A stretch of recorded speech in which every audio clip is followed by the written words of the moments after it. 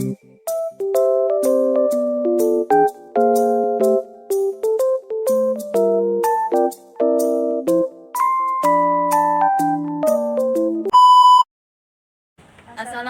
warahmatullahi wabarakatuh. Baiklah, kami dari kelompok 1 akan menjelaskan materi tentang konsep pendidikan Islam. Sebelum menjelaskan materi, kami akan memperkenalkan diri terlebih dahulu. Perkenalkan, saya Pinkan Eprilianti dengan NIM 230311200063. Dan saya Vicky Nagita dengan NIM 230311200058. A few moments later. Materi yang pertama adalah pengertian konsep pendidikan Islam. Konsep pendidikan Islam secara luas menurut Al-Quran dan Al-Hadis terdiri dari beberapa kata yang terkait konsep tersebut, yaitu pertama ada tarbiyah, berasal dari kata kerja rabba yang memiliki makna menyampaikan sesuatu sedikit demi sedikit hingga sempurna. Dan kedua ada kata taklim, berasal dari kata kerja al-lamah, secara istilah berarti pengajaran yang bersifat pemberian atau penyampaian pengertian, pengetahuan, dan keterampilan. Dan yang ketiga ada takdib, berasal dari kata kerja ad-daba yang berarti mengajarkan sopan santun.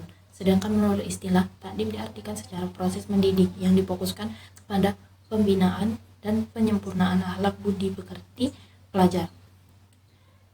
Ketiga kata tersebut saling melengkapi dan tercakup dalam tujuan pendidikan Islam yang tidak bisa dipisahkan yang ada di dunia pendidikan. Dari beberapa kata asal pendidikan dalam Islam itu, maka lahirlah beberapa pendapat para ahli mengenai definisi pendidikan Islam tersebut, antara lain sebagai berikut. Yang pertama ada dari Profesor Dr. Omar Muhammad atau Ni Asy-Syabani mendefinisikan pendidikan Islam sebagai proses mengubah tingkah laku individu pada kehidupan pribadi, masyarakat, dan alam sekitarnya dengan cara pengajaran sebagai suatu aktivitas sesuai dan sebagai profesi di antara profesi-profesi asasi dalam masyarakat.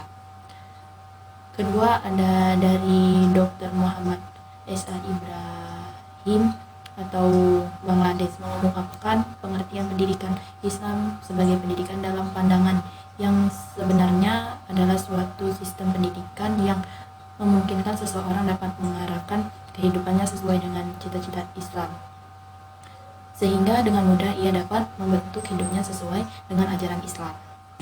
Ketiga ada dari Dr. Muhammad Fadil Al-Jamali memberikan pengertian pendidikan Islam sebagai upaya mengembangkan, mendorong, serta mengajak manusia untuk lebih maju dengan berlandaskan nilai-nilai yang tinggi dan kehidupan yang mulia, sehingga terbentuk pribadi yang lebih sempurna, baik yang berkaitan dengan akal, perasaan, maupun perbuatan.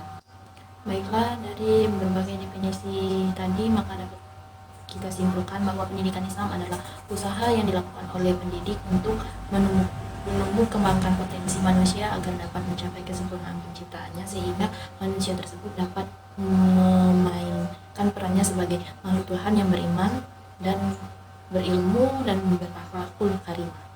Baiklah, di sini kita memasuki materi tentang beberapa pandangan mengenai hakikat manusia. Manusia adalah keyword yang harus dipahami terlebih dahulu bila kita ingin memahami pendidikan. Untuk itu perlu kiranya melihat secara lebih rinci tentang beberapa pandangan mengenai hakikat manusia. Yang pertama ada pandangan psikoanalitik. Dalam pandangan psikoanalitik, diyakini bahwa pada hakikatnya manusia digerakkan oleh dorongan-dorongan dari dalam dirinya yang bersifat instinktif. Kedua ada pandangan humanistik. Para humanis menyatakan bahwa manusia memiliki dorongan-dorongan dari dalam dirinya untuk mengarahkan dirinya mencapai tujuan yang positif. Ketiga ada pandangan Martin Buber. Martin Buber mengatakan bahwa pada hakikatnya manusia tidak disebut ini atau itu. Menurutnya manusia adalah sebuah eksistensi atau keberadaan yang memiliki potensi namun dibatasi oleh kesemestaan alam. Bagian C, manusia menurut pandangan Islam. Ada beberapa dimensi manusia dalam pandangan Islam, yaitu 1. Manusia sebagai hamba Allah. Sebagai hamba Allah, manusia wajib mengabdi dan taat kepada Allah selaku pencipta karena hak Allah untuk disembah dan tidak disekutukan. Dalam surah Az-Zariyat, Allah menjelaskan, "Tidaklah aku menciptakan jin dan manusia, melainkan supaya mereka menyembahku." Dengan demikian, manusia sebagai hamba Allah akan menjadi manusia yang taat, patuh, dan mampu melakoni perannya sebagai hamba yang akan mengharapkan ridho Allah. 2. Manusia sebagai Al-Nas. Manusia di dalam Al-Quran juga disebut dengan Al-Nas. Konsep Al-Nas ini cenderung mengacu pada status manusia dalam kaitannya dengan lingkungan masyarakat di sekitarnya. Seperti dijelaskan dalam surah An-Nisa, "Hai sekalian manusia, bertakwalah kepada Tuhan yang telah menciptakan kamu dari seorang diri, dan daripadanya Allah menciptakan istrinya, dan daripada keduanya Allah memperkembangbiakkan laki-laki dan perempuan yang banyak. Dan bertakwalah kepada Allah, dengan namanya kamu saling meminta satu sama lain, dan peliharalah hubungan silaturahmi. Sesungguhnya Allah selalu menjaga dan mengawasi kamu." 3. Manusia sebagai khalifah Allah. Hakikat manusia sebagai khalifah Allah di bumi dijelaskan dalam surah Al-Baqarah ayat 30.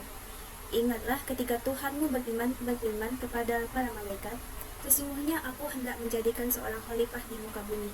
Mereka berkata, mengapa engkau hendak menjadikan khalifah di bumi itu orang yang akan membuat kerusakan dan menumpahkan darah, padahal kami senantiasa bertasbih dan memuji engkau dan mensucikan engkau." Tuhan berfirman, "Sesungguhnya aku mengetahui apa yang kamu tidak ketahui." 4. Manusia sebagai Bani Adam. Sebutan manusia sebagai Bani Adam merujuk kepada berbagai keterangan dalam Al-Quran yang menjelaskan bahwa manusia adalah keturunan Adam dan bukan berasal dari evolusi dari makhluk lain seperti yang dikatakan oleh Charles Darwin. Konsep Bani Adam mengacu pada penghormatan kepada nilai-nilai kemanusiaan. Dalam surah Al-A'raf dijelaskan, "Hai anak Adam, sesungguhnya kami telah menurunkan kepadamu pakaian untuk menutupi auratmu dan pakaian indah untuk perhiasan. Dan pakaian takwa itulah yang paling baik. Yang demikian itu adalah sebagian dari tanda-tanda kekuasaan Allah.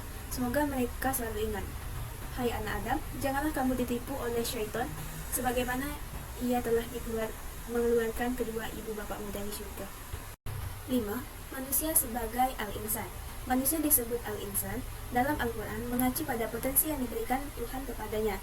Potensi antara lain adalah kemampuan berbicara, kemampuan menguasai ilmu pengetahuan melalui proses tertentu. Misalnya, dijelaskan dalam surah Hud, dan jika kami rasakan kepada manusia suatu rahmat, kemudian rahmat itu kami cabut daripadanya, pastilah ia menjadi putus asa dan tidak berterima kasih. 6. Manusia sebagai makhluk biologis.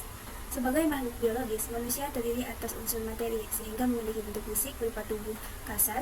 Dengan kata lain, manusia adalah makhluk jasmaniah yang secara umum terikat kepada kaedah umum makhluk biologis seperti berkembang biak, mengalami fase pertumbuhan dan perkembangan, serta memerlukan makanan untuk hidup dan pada akhirnya mengalami kematian.